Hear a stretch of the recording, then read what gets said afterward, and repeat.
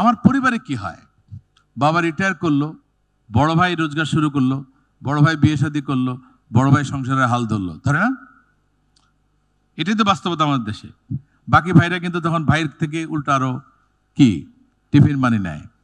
সেকেন্ডটাও চাকরি বাকরি শুরু করলো, দ্বিতীয় ভাই বিয়ে শাদী করলো, সেও কন্ট্রিবিউট করে, কিন্তু বড়টার মতো করে না। বড়টা তো অভ্যস্ত হয়ে গেছে, একটু কম করে।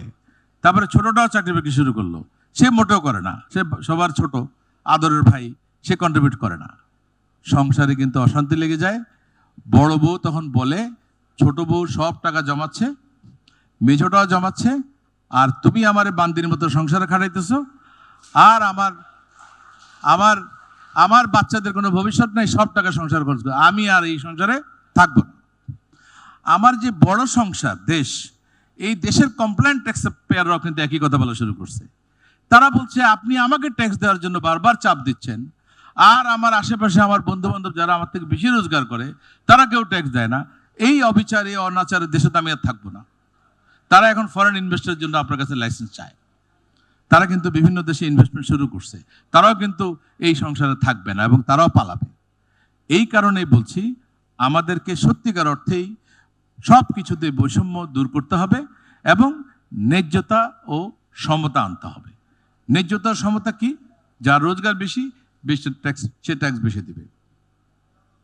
আমরা ট্যাক্স রেট অনেক বেশি কমিয়ে ফেলেছি। আমাদের ইন্ডিভিজুয়াল ট্যাক্স রেট, আপনারা যারা সিনিয়র আছেন এবং যারা ইয়াং আছেন, আপনারা দেখতে পারবেন। এখন কিন্তু নলেজ আপনাদের হাতে, আপনি গুগল করলে অথবা ওয়েবসাইটে গেলে কিন্তু আমি যে কথাগুলো বলছি এগুলো সব চেক করতে পারবেন। আপনি দেখবেন 81, 82, 84, 85 সালের সময় বাংলাদেশে ইন্ডিভিজুয়াল ট্যাক্স পেয়ারদের হাইয়েস্ট ট্যাক্স রেট, যেটা মার্জিনাল ট্যাক্স রেট, সেটা ছিল অ্যাজ হাই অ্যাজ 65%, 60%। সেটা কমাতে কমাতে আমরা কোথায় নিয়ে আসছি? 25-এ। কর্পোরেট ট্যাক্স ছিল 50%, সেটাও কমাতে কমাতে কমাতে নিয়ে আসছি আমরা 20%-এ। আর কত? প্রত্যেক বছরই বাজারে আসলে বলে ট্যাক্স রেট কমান, ট্যাক্স রেট বেশি। তো বেশি তো যখন 50 আর 60 ছিল তখন বেশি ছিল, এখন যখন 20 আর 25 এখনো বেশি। আর পৃথিবীর সব দেশেই corporate tax rate is much lower than individual rate. কারণ আছে, তারা যেই সার্ভিসটা ইন্ডিভিজুয়াল থেকে দেয়, কারণ ইন্ডিভিজুয়ালের টাকার তো কোনো দরকার নেই, কিন্তু কর্পোরেটের টাকার দরকার আছে। তার বিজনেস গ্রো করে, সে আরেকটা ইনভেস্টমেন্ট করে এবং দেশের মানুষের কর্মসংস্থান হয়। ইন্ডিভিজুয়াল টাকা দিয়ে করবেটা কি? তার তো টাকা দরকার নেই।